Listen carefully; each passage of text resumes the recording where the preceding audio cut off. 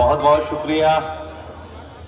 जहां तक भी मेरी आवाज जा रही है, खास करके मुझे जहां तक दिखाई दे रहा है, मेरी माँ बहनें बहुत दूर में बैठी हुई हैं। सबों को अस्सलाम वालेकुम रहमतुल्लाहि व बरकातहू।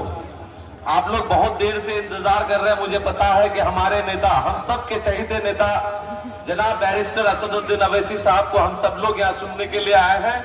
मैं भी उनको सुनने के लिए आया हूँ कि वो हमारे लिए आप लोगों को पता ही है कि हमारे लिए वो कितनी बड़ी लड़ाई लड़ के यहाँ तक आए हैं। और हमारे पीछे आज एक ही आवाज है, एक ही नारा है, एक ही नाम है, जिसका नाम है बैरिस्टर असदुद्दीन अवैसी साहब। मैं ज्यादा कुछ नहीं बताऊंगा। मैं सिर्फ चंद बातें आप लोगों को बताऊंगा कि आज हमारे साथ हमारे बैरिस्टर असदुद्दीन अवैसी साहब हैं। हमारे अख्तरुल ईमान साहब जनाब बिहार सदर को भी रहना था लेकिन नहीं आ पाए। बहुत लोग हमसे नाराज, बैरिस्टर अख्तरुल ईमान साहब से नाराज भी हुए थे कि सरवर साहब को टिकट मिला, तो उसको लेकर के कई लोग गलत खेमे में भी गए। तो मैं उन लोगों से कहना चाहता हूं कि आज आप देख लीजिए, एक नौजवान आपके सामने खड़ा है, उसके साथ गुड्डू भाई भी खड़े हैं। हम दो नौजवान मिलकर के कोचा दामन को बदलने के लिए आए हैं। मैं सिर्फ चंद बातें आप लोगों को बताऊंगा कि मेरी सिर्फ एक ही मकसद है कि मैं बैरिस्टर असदुद्दीन अवैसी साहब का सिपाही बन करके अगर आप लोग विधानसभा भेजते हैं तो मैं उनकी आवाज को बुलंद करूंगा। और अपने यहाँ जो कमियां है, खास करके अपने यहाँ आज एक डिग्री कॉलेज नहीं है, मैं डिग्री कॉलेज की मांग करूंगा। मेरे यहाँ एएमयू की लड़ाई के लिए, जब एएमयू जमीन हम लोगों का नहीं आया था, तो जमीन की लड़ाई के लिए जनाब अख्तरुल ईमान साहब ने एक प्रोटेस्ट चलाया था। उसके बाद से एएमयू अधर पे रह गया, किसी ने उसकी लड़ाई नहीं लड़ी। अगर आप लोग मुझे ताकत देते हैं, चूंकि मैं जामिया का स्टूडेंट रहा हूं, मैं ये एएमयू की लड़ाई लड़ूंगा। हमारे यहाँ अभी बता रहे थे कि सबसे बड़ा धोखाबाज हमारा कौन है। भाई तेजस्वी यादव इससे पहले जब 2020 में आया था, हम लोग को बोला था कि सीमांचल आयोग की गठन करेंगे, लेकिन जब वो दोबारा सत्ता में आए, क्या सीमांचल आयोग उनके मुंह से कभी निकला?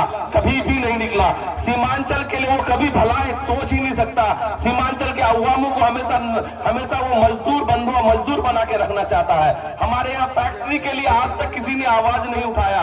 मैं आप लोगों से वादा करता हूं कि जनाब बैरिस्टर असदुद्दीन अवैसी साहब और मजलिस को इतना आप लोग मजबूत बना दीजिए कि अभी हमारे इम्तियाज जलील साहब बोल रहे थे कि भाई अगर आप लोग यहाँ वोट देंगे पतंग को तो दरवाजा बजेगा हैदराबाद में असदुद्दीन अवैसी साहब का। इसलिए दरवाजा बजेगा कि अगर आप लोग यहाँ से कम 10 सीट अगर मजलिस को देते हैं तो बिना मजलिस के सरकार किसी की बाप की नहीं बन सकती है। मैं एक गारंटी के साथ कहता हूँ, अगर सरकार हमारे बिना नहीं बनी तो हम यहाँ पे गारंटी, हमारे नेता भी गारंटी दिए हैं कि हमें मंत्री और शंतरी कुछ नहीं चाहिए। हमें अगर चाहिए तो सीमांचल का विकास, कोचा धामन का विकास, किशनगंज का विकास चाहिए। तो हम विकास के नाम पे उनसे पहले सौदा करेंगे कि हमारे यहाँ डिग्री कॉलेज दीजिए, हमारे यहाँ एएमयू दीजिए, हमारे यहाँ जो फैक्ट्रियां लगनी चाहिए थी वो फैक्ट्रियां लगाइए। हमारे यहाँ प्लान रेट इतना ज्यादा है। हमारे यहाँ के किसानों को मक्का के टाइम में, अब मक्का का भी अब सीजन देख रहे हैं, मक्का के टाइम में हम लोगों को यहाँ बीज नहीं मिल पाता,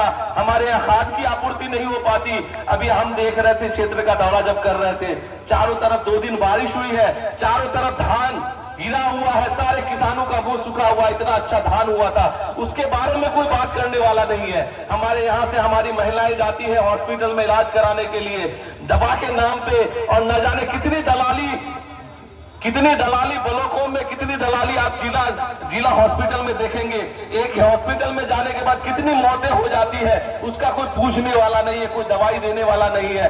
दोस्तों, ये सर्वर आपसे वादा करता है कि मैं रोड घाट, बिजली, पुल पुलिया, इन सब मुद्दों पे तो लड़ूंगा, लेकिन जो आने वाले मुस्तकबिल को बदल सकता है वो है हमारा शिक्षा, वो है हमारा रोजगार, वो है हमारा स्वास्थ्य। मैं उस पे सबसे ज्यादा काम करूंगा और इंशाल्लाह ये यकीन दिलाता हूं आप लोगों को कि अगर आप लोगों ने बैरिस्टर साहब का साथ मुझे दिलाया और बैरिस्टर साहब के साथ चलने का मौका मिला तो मैं इंशाल्लाह उनके साथ कंधे से कंधा मिला करके सीमांचल और खास करके अपने कोचा दामन की लड़ाई जरूर लड़ूंगा।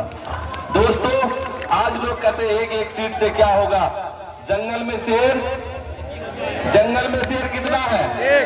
आज सीएए एनआरसी से हमें ताकत मिली थी, सीएए एनआरसी से हमें ताकत मिली थी, वहीं से हम मुसलमानों ने एक फैसला लिया था कि हमारा एक नेता पीछे खड़ा है, बैरिस्टर असदुद्दीन अवैसी, जिसके वजह से पूरे चौक चौराहे में मैं देखा था, पूरे किशनगंज में कोई ऐसा चौक चौराहा नहीं था जहां पे टेंट लगा करके हमारी माँ बहनें, हमारे नौजवान बुजुर्ग साथी सारे लोग बैठ करके अपने हक की लड़ाई के लिए लड़ रहे थे।